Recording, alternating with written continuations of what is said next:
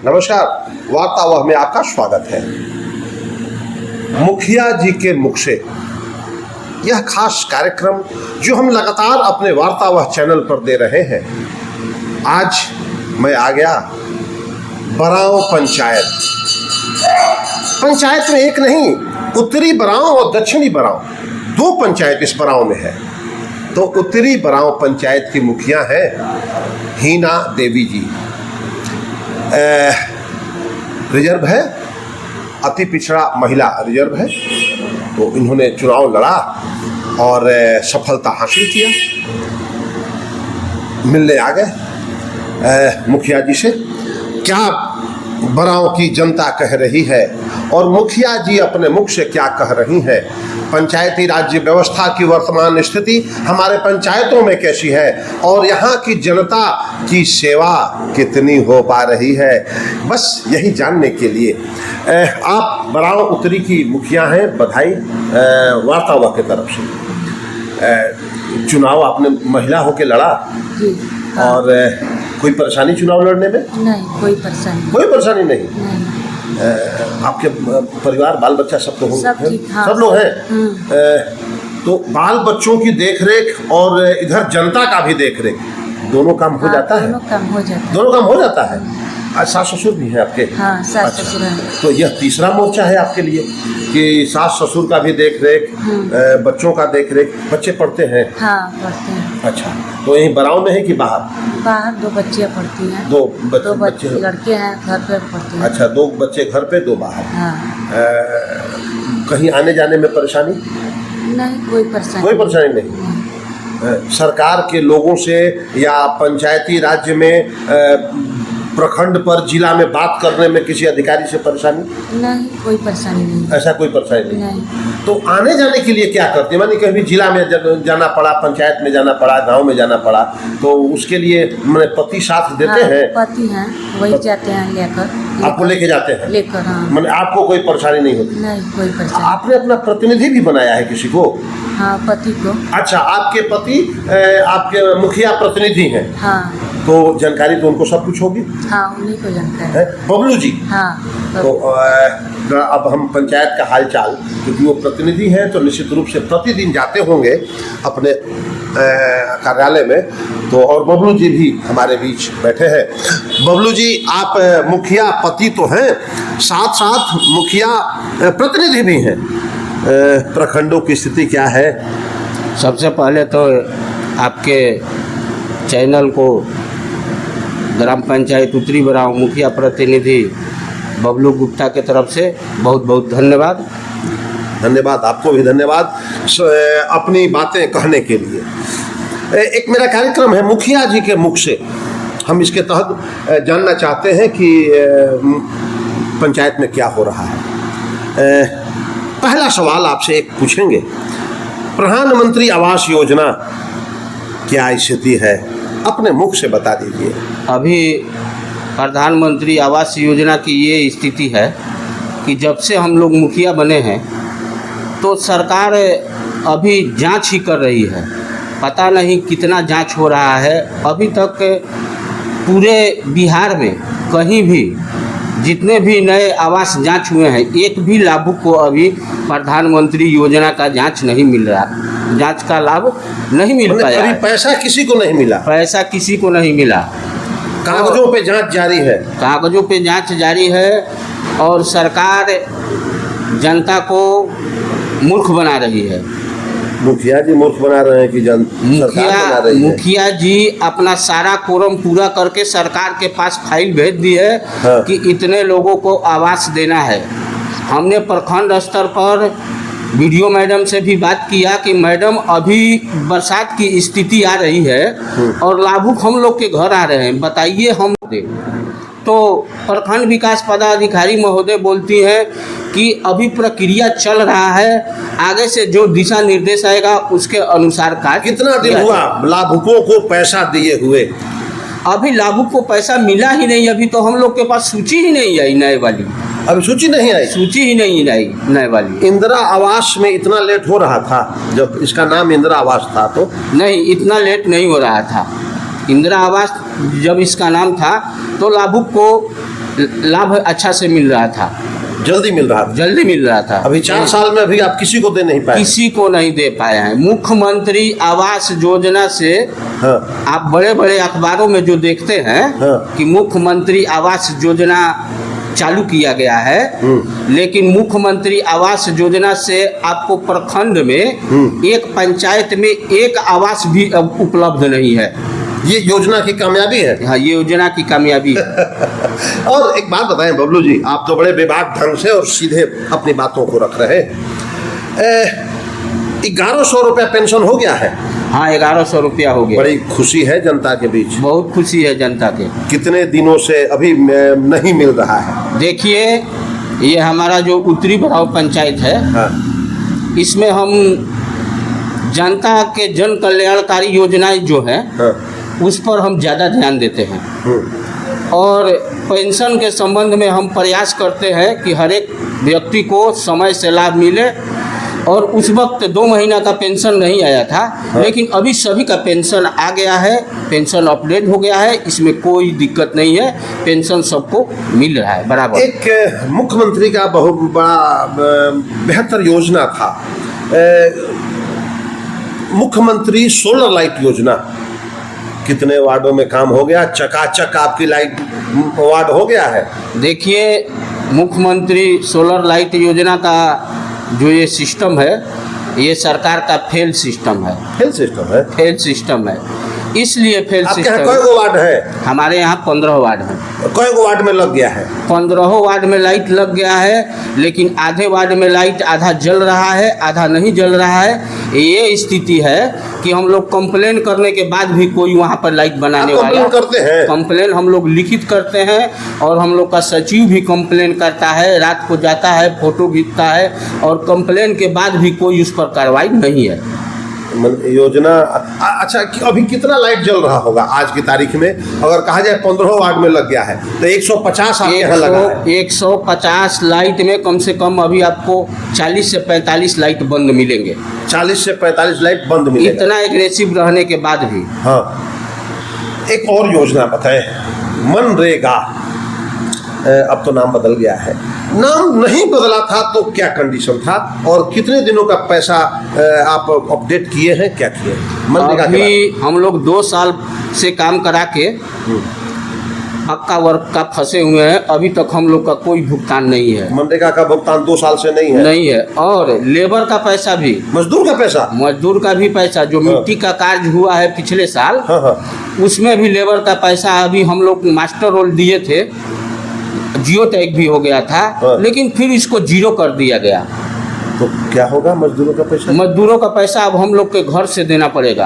और घर के पास, हाँ, घर हम लोग के घर से आ रहा है मांगने कि मुखिया जी अगला बार हम लोग काम किए थे, हम लोग का पैसा नहीं मिला। तो पैसा नहीं कमा करा के आप लोग पैसा रख लिया अपने पास? अब तो वो सरकार का सिस्टम वहाँ पे बताएगा ना कि हमारा योजना खुला है, कितना हमको पेमेंट किया गया है, कितना पेमेंट नहीं किया गया है, ये तो सिस्टम बताएगा ना। तो गरीबों का आप हक मारेंगे मुखिया जी, आप उसका पैसा खाएंगे, तो ये गड़बड़ नहीं है? देखिए, आपको बता देते हैं कि सबसे हम लोग लास्ट कड़ी के जनप्रतिनिधि हैं। हाँ, बिल्कुल। और जो मुखिया कर सकता है और कोई जनप्रतिनिधि नहीं कर सकता है, चाहे एमपी हो, विधायक हो, मुख्यमंत्री हो, कोई हो, जो मुखिया कर सकता है वो कोई नहीं कर सकता है। हम लोग जनता के हित के बारे में हमेशा सोचने वाले। मनरेगा मजदूरों का पैसा मुखिया जी दिला दिए? अभी तक नहीं। सरकार देगी तो हम लोग देंगे। हम लोग डिमांड लगाएं कि हम लोग का पुराना पैसा जो भी मजदूर का बाकी है उसको जल्द से जल्द दिलवाया जाए। इसके बाद हम लोग आगे अपना योजना हम लोग कराएंगे। अच्छा, एक बात और बताइए, नमूना बदल गया मनरेगा का, अब हो गया जी राम जी, और भाजपा के लोगों ने बड़ी शोर किया, बड़ी ताली बजाया कि बहुत सुंदर यह नाम हो गया। जी राम जी का क्या पोजीशन है?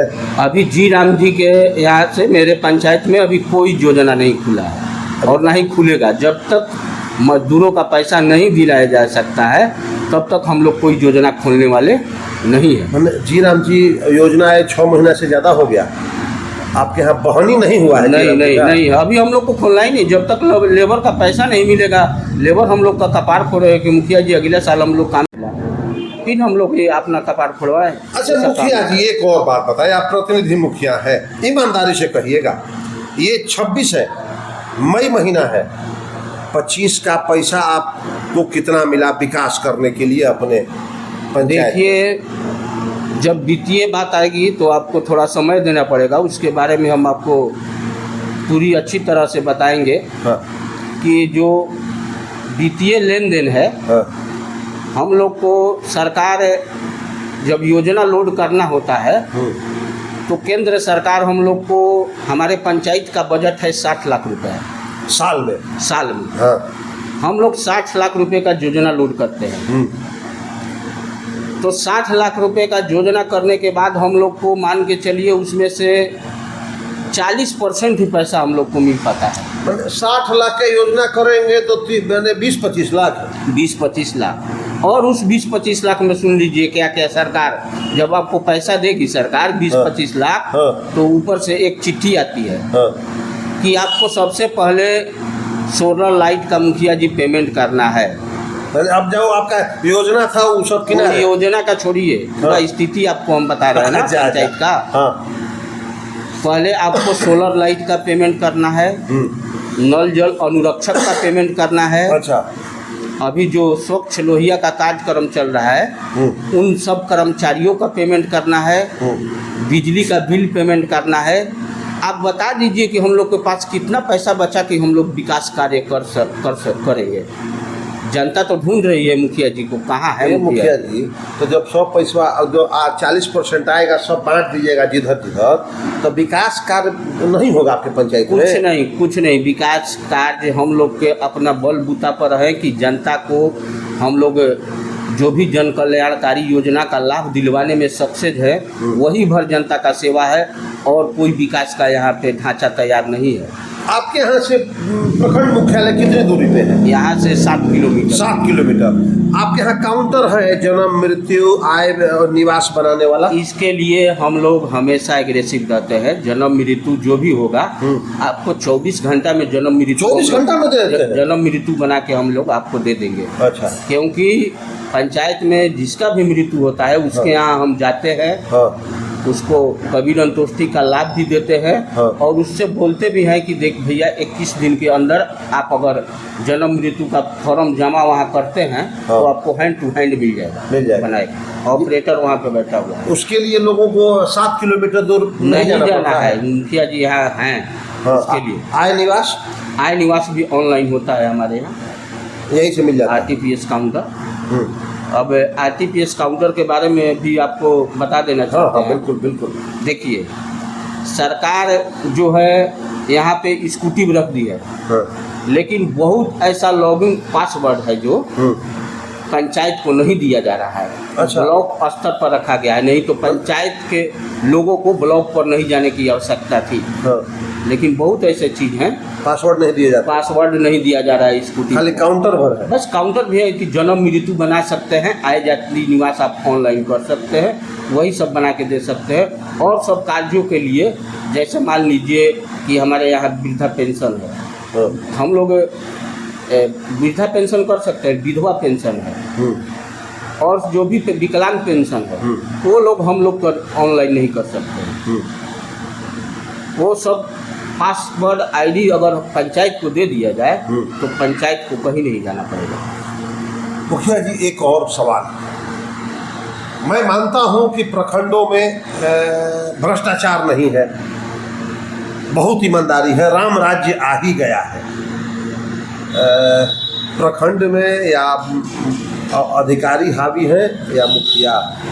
देखिए, अफसरशाही का क्या स्थिति? अफसरशाही बहुत चरम सीमा पे है। चरम पे है अफसरशाही चरम सीमा पे। आप लोग रंगबाजी करते हैं, मुखिया लोग देखिए, मुखिया लोग रंगबाजी नहीं करता है। मुखिया लोग जब रंगबाजी करता था, अब सरकार सारा मुखिया का पावर जो हम लोग का 29 विषयों का अधिकार जो हम लोग का है पंचायतों का, वो सरकार अपने पास रख ली है गिरवी। और मुखिया का कोई चारा नहीं चल रहा है। हम लोग के पास उन पंचायतों को 29 विषयों का अधिकार है। 29 विषयों का अधिकार है? 29 विषयों का अधिकार है देखने का, कहीं नहीं जाना है। लेकिन सरकार के कुछ गलत नीतियों के चलते उसकी चाबी सरकारी अधिकारियों को दे दिया गया है, जिसके चलते वो मनमानी अफसरशाही है प्रखंड में। अच्छा मुखिया जी, एक सवाल। अगर आप उसका जवाब नहीं देना चाहते हैं तो खामोश हो जा सकते हैं, मैं आपसे नहीं कहूँगा। एक कार्य जनता का जो प्रखंड से होता है उसमें भ्रष्टाचार न हो, मुखिया जी अपने मुख से बता दें। देखिए, जो भी कार्य होता है हम लोग के माध्यम से, पंचायत के माध्यम से, उसमें कहीं कोई भ्रष्टाचार का नाम नहीं है। अब जनता अपने ललक में जाके किसी को पैसा दे दे, घूस दे दे, वो तो अलग बात है, लेकिन मुखिया जी के सामने कोई पैसा का बात करने का किसी का हिम्मत ही नहीं है, क्योंकि मुखिया इतना अस्तित्व का गिरा नहीं होता है कि जो 1000-2000 रुपया के लिए जनता को परेशान करे। मुखिया का बहुत बड़ा दिल होता है और हम लोग का नाम ही है मुखिया जी, यही काफ़ी है हम लोग का। तो मैंने कुछ कार्य मुखिया के माध्यम से जो कार्य होता है उसमें भ्रष्टाचार नहीं होता, एकदम नहीं। अधिकारी एक कार्य जो अधिकारी से हो और भ्रष्टाचार न हो। देखिए, आप यहाँ जिला चाहे कहीं तो सिस्टम वो अपना सिस्टम काम कर लेता है, सिस्टम काम कर लेता है। बड़े बेबाक ढंग से मुखिया जी ने अपने हर बातों को रखा। और आपको एक बात और हम बता देना चाहते हैं, अगर पंचायती राज को मजबूत करना है, अपना हम अनुभव अपना अनुभव बिल्कुल, अगर सरकार को पंचायती राज को मजबूत करना है तो जितने भी पंचायत के कर्मी हैं सबको पंचायत में बैठाना पड़ेगा। पंचायत कर्मी को पंचायत में बैठाना पड़ेगा। हर एक पंचायत में 11 से 13 कर्मचारी हैं पंचायत के भी। आपके चैनल के माध्यम से हम बता देना चाहते हैं कि यहाँ पर हर एक विभाग से कर्मचारी पंचायत में अलॉटमेंट है, लेकिन कोई भी कर्मचारी पंचायत में बैठने को तैयार नहीं है। अभी तो हम लोग का मान लीजिए सचिव महोदय हम लोग का बैठते हैं, क्योंकि हम खुद बैठते हैं तो उन लोग को बैठना मजबूरी है, लेकिन और कर्मचारी जो हैं वो पंचायत में बैठना नहीं चाह रहे। पंचायत भवन बन गया है? हाँ, हम लोग के यहाँ पंचायत हैंड ओवर हो गया है। हैंड ओवर अभी नहीं हुआ है। हैंड ओवर नहीं हुआ है, उसमें भी सरकार की मनमानी है। अपना अच्छा ठेकेदार अपना ठेका से बना रहा है, वो अपना काम कर रहा है। उसमें आप लोगों का कोई, हम लोग का कोई इन्वॉल्वमेंट नहीं है। पंचायत सरकार भवन में सरकार अपना मनमानी कर रही है, करे। हम लोग को जिस दिन हैंड ओवर मिलेगा। आपको हैंड ओवर नहीं मिला? अभी हम लोग को हैंड ओवर, वहाँ के अधिकारी लोग हैंड ओवर ले लिए हैं? अधिकारी भी नहीं लिए, अभी नहीं लिए। 6 महीना ज़्यादा हो गया वहाँ, अभी 6 महीना ज़्यादा हो गया, उसको हैंड ओवर कर देना चाहिए था। 6 महीना लेट चल रहा है। 6 महीना लेट चल रहा है, हैंड ओवर नहीं हुआ। पंचायती राज्य मंत्री से कुछ कहना चाहेंगे? हम पंचायती राज मंत्री से यही कहेंगे कि पंचायतों को अगर सशक्त बनाना है, मजबूत बनाना है, तो पंचायत के कर्मी को पंचायत में हर हाल में बैठना होगा, तभी पंचायत मजबूत होगा। और पंचायत को उसकी शक्तियों का अधिकार देना पड़ेगा, तभी पंचायती राज जाके मजबूत होगा। बबलू जी ने बड़ी बात कही कि अगर पंचायत को मजबूत करना है तो पंचायत कर्मियों को मिनी ब्लॉक जो आजकल कहा जा रहा है उसमें आकर बैठना पड़ेगा नियमित रूप से, और पंचायत के बारे को मजबूत करने के बाद ही यहाँ की जनता का कल्याणकारी योजनाएं जनता तक पहुँचेंगी। मैं बुटस, वार्तावाह के लिए।